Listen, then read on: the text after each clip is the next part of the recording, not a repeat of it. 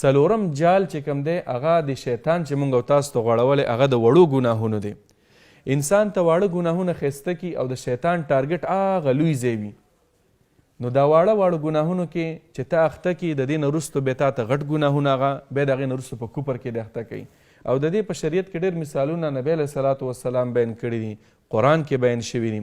خو یو حدیث دا واورئ، نبی علیه السلام فرمایي ایاکم ومحقرات الذنوب، ای زما امتیانو، زما صحابه کرامو، وړو ګناهونو ته د وړو ګناهونو په نظر مه ګورئ. علي رضی الله عنه به ویله لا تنظر الى صغر الذنوب وانظر الى عظم من خالفته.